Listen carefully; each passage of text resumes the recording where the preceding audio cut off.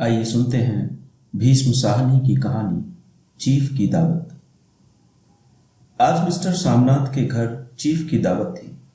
सामनाथ और उनकी धर्मपत्नी को पसीना पोंछने की फुर्सत न थी। पत्नी ड्रेसिंग गाउन पहने, उलझे हुए बालों का जूड़ा बनाए, मुंह पर फैली हुई सुर्खी और पाउडर को मले, और मिस्टर सामनाथ सिगरेट पर सिगरेट फूंकते हुए चीजों की फहरिस्त हाथ में थामे एक कमरे से दूसरे कमरे में आ जा रहे थे। आखिर 5 बजते बजते तैयारी मुकम्मल होने लगी। कुर्सियां, मेज, तिपाइयां, नैपकिन, फूल सब बरामदे में पहुंच गए। ड्रिंक का इंतजाम बैठक में कर दिया गया। अब घर का फालतू सामान अलमारियों के पीछे और पलंगों के नीचे छिपाया जाने लगा। तभी सामनाथ के सामने सहसा एक अड़चन खड़ी हो गई। मां का क्या हुआ? इस बात की ओर ना उनका और ना उनकी कुशल गृहिणी का ध्यान गया था। मिस्टर सामनाथ श्रीमती की ओर घूमकर अंग्रेजी में बोले, मां का क्या होगा? श्रीमती काम करते करते ठहर गई और थोड़ी देर तक सोचने के बाद बोली, इन्हें पिछवाड़े इनकी सहेली के घर भेज देते हैं। रात भर बेशक वहीं रहें, कल आ जाएं। सामनाथ सिगरेट मुंह में रखे सिकड़ी हुई आंखों से श्रीमती के चेहरे की ओर देखते हुए पल भर सोचते रहे। फिर सिर हिलाकर बोले, नहीं, मैं नहीं चाहता कि उस बुढ़िया का आना जाना यहां फिर से शुरू हो। पहले ही बड़ी मुश्किल से बंद किया था। मां से कहें कि जल्दी ही खाना खा के शाम को ही अपनी कोठरी में चली जाएं। मेहमान कहीं 8 बजे आएंगे, इससे पहले ही अपने काम से निपट लें। सुझाव ठीक था, दोनों को पसंद आया। मगर फिर सहसा श्रीमती बोल उठी, जो वह सो गई और नींद में खर्राटे लेने लगी तो साथ ही तो बरामदा है जहां लोग खाना खाएंगे। तो इन्हें कह देंगे कि अंदर से दरवाजा बंद कर लें, मैं बाहर से ताला लगा दूंगा। या मां को कह देता हूं कि अंदर जाकर सोए नहीं, बैठी रहें। और क्या? और जो सो गई तो डिनर का क्या मालूम कब तक चले? 11 बजे तक तुम ड्रिंक ही करते रहते हो। सामनाथ कुछ खींच उठे, हाथ झटकते हुए बोले, अच्छी भली यह भाई के पास जा रही थी, तुमने यूं ही खुद अच्छा बनने के लिए बीच में टांग ला दी। वाह, तुम मां और बेटे की बातों में मैं क्यों बुरी बनूं? तुम जानो और वह जानो। मिस्टर सामनाथ चुप रहे। यह मौका बहस का न था, समस्या का हल ढूंढने का था। उन्होंने घूमकर मां की कोठरी की ओर देखा। कोठरी का दरवाजा बरामदे में खुलता था। बरामदे की ओर देखते हुए झट से बोले, मैंने सोच लिया है। और उन्हीं कदमों मां की कोठरी के बाहर जा खड़े हुए। मां दीवार के साथ एक चौकी पर बैठी, दुपट्टे से मुंह सर लपेटे माला जप रही थी। सुबह से तैयारी होते देखते हुए मां का भी दिल धड़क रहा था। बेटे के दफ्तर का बड़ा साहब घर पर आ रहा है, सारा काम सुबीते से चल जाए। मां, आज तुम खाना जल्दी खा लेना, मेहमान लोग 7:30 बजे आ जाएंगे। मां ने धीरे से मुंह पर से दुपट्टा हटाया और बेटे को देखते हुए कहा, आज मुझे खाना नहीं खाना है। बेटा, तुम तो जानते हो मांस मछली बने तो मैं कुछ नहीं खाती। जैसे भी हो अपने काम से जल्दी निपट लेना। अच्छा बेटा। और मां, हम लोग पहले बैठक में बैठेंगे, उतनी देर तुम यहां बरामदे में बैठना। फिर जब हम यहां आ जाएं तो तुम गुसल खाने के रास्ते बैठक में चली जाना। मां अवाक बेटे का चेहरा देखने लगी, फिर धीरे से बोली, अच्छा बेटा। और मां, आज जल्दी सो नहीं जाना, तुम्हारे खर्राटों की आवाज दूर तक जाती है।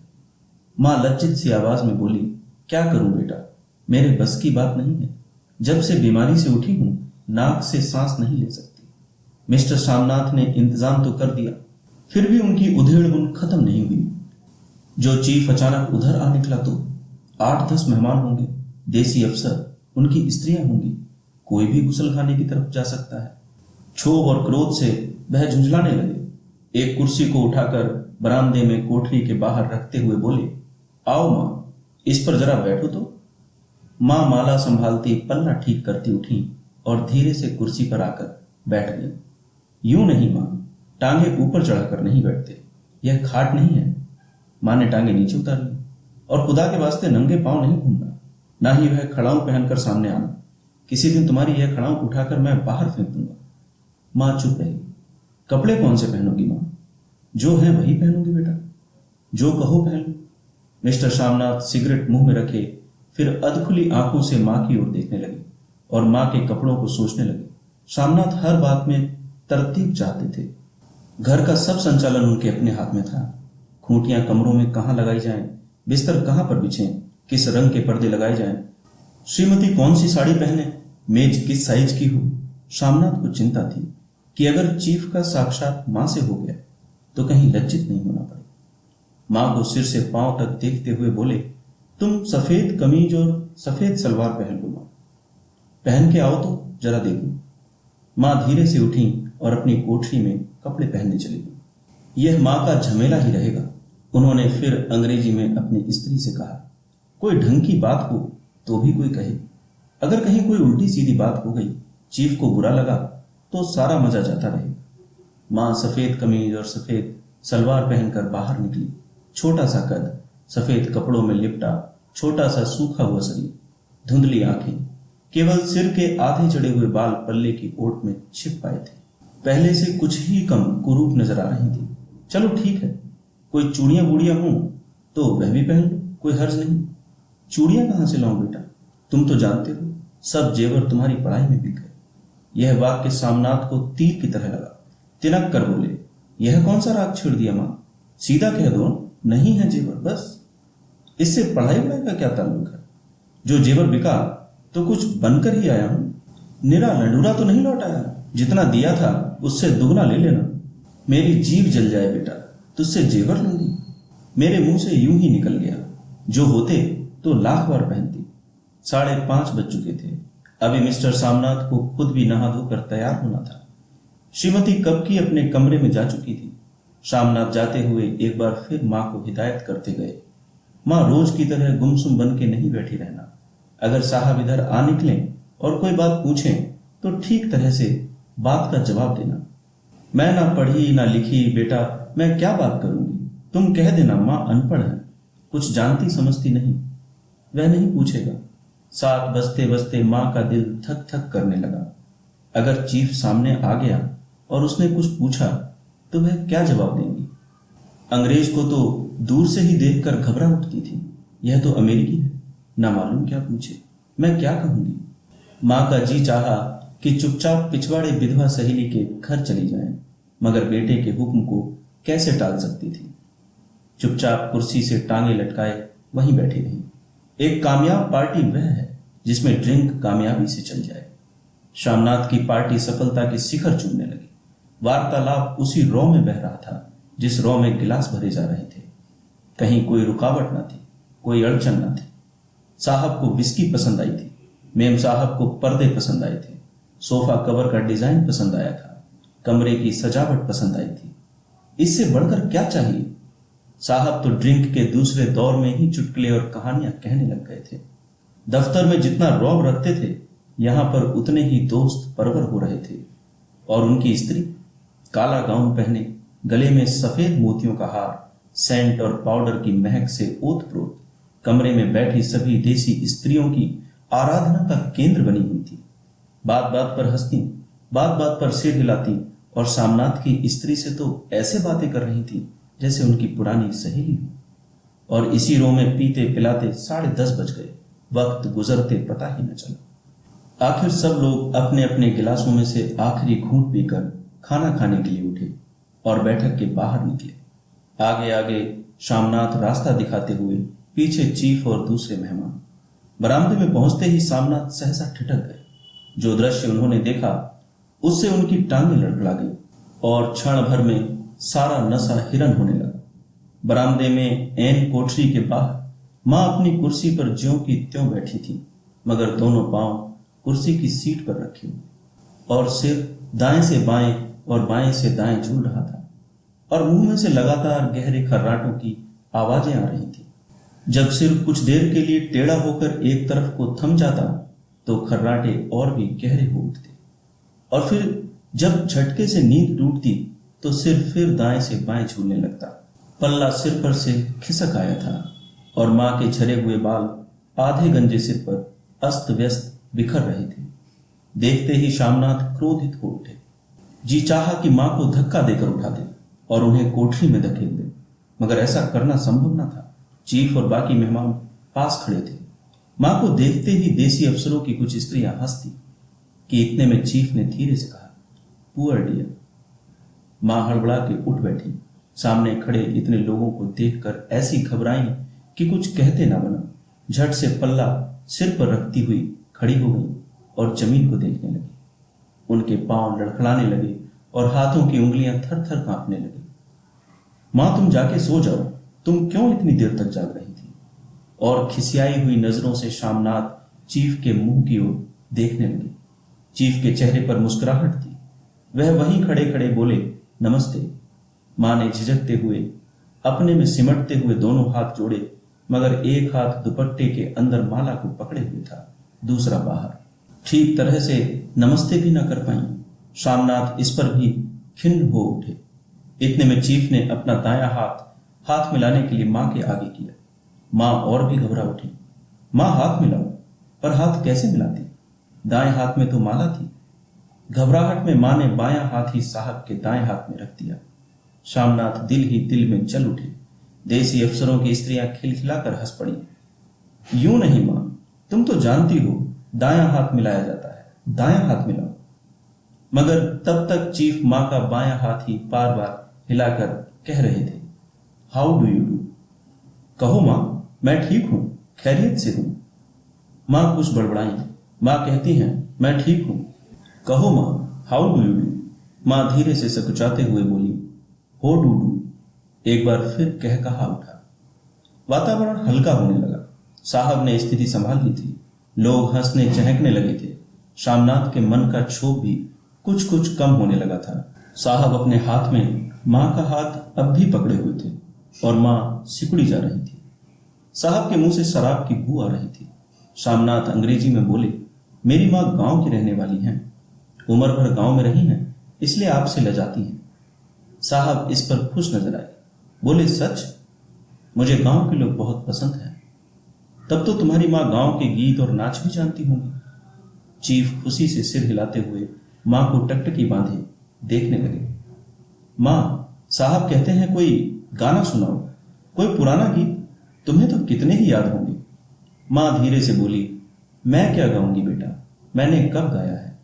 वाह मां, मेहमान का कहा भी कोई टालता है? साहब ने इतना रीझ से कहा है, नहीं गाओगी तो साहब बुरा मानेंगे। मैं क्या गाऊं बेटा, मुझे क्या आता है। वाह, कोई बढ़िया टप्पे सुना दो, दो पत्तर अनारा दे। देसी अफसर और उनकी स्त्रियों ने इस सुझाव पर तालियां पीटी। मां कभी दीन दृष्टि से बेटे के चेहरे को देखती, कभी पास खड़ी बहू के चेहरे को। इतने में बेटे ने गंभीर आदेश भरे लिहाज में कहा, मां। इसके बाद हां या ना सवाल ही न उठता था। मां बैठ गई और क्षीण दुर्बल लरजती आवाज में एक पुराना विवाह का गीत गाने लगी। हरियाणी माए, हरियाणी भेड़े, हरियाते भागी भरिया है। देशी स्त्रियां खिलखिलाकर हंस उठी। 3 पंक्तियां गा के मां चुप हो गई। बरामदा तालियों से गूंज उठा। साहब तालियां पीटना बंद ही न करते थे। शामनाथ की खींच प्रसन्नता और गर्व में बदल उठी थी। मां ने पार्टी में नया रंग भर दिया था। तालियां थमने पर साहब बोले, पंजाब के गांव की दस्तकारी क्या है? शामनाथ खुशी से झूम रहे थे। बोले, ओ बहुत कुछ साहब, मैं आपको एक सेट उन चीजों का भेंट करूंगा, आप उन्हें देखकर खुश होंगे। मगर साहब ने सिर हिलाकर अंग्रेजी में फिर पूछा, नहीं, मैं दुकानों की चीज नहीं मांगता। पंजाबियों के घरों में क्या बनता है, औरतें खुद क्या बनाती हैं? शामनाथ कुछ सोचते हुए बोले, लड़कियां गुड़िया बनाती हैं और फुलकारियां बनाती हैं। फुलकारी क्या? शामनाथ फुलकारी का मतलब समझाने की असफल चेष्टा करने के बाद मां को बोले, क्यों मां, कोई पुरानी फुलकारी घर में है? मां चुपचाप अंदर गई और अपनी पुरानी फुलकारी उठा लाई। साहब बड़ी रुचि से फुलकारी देखने लगे।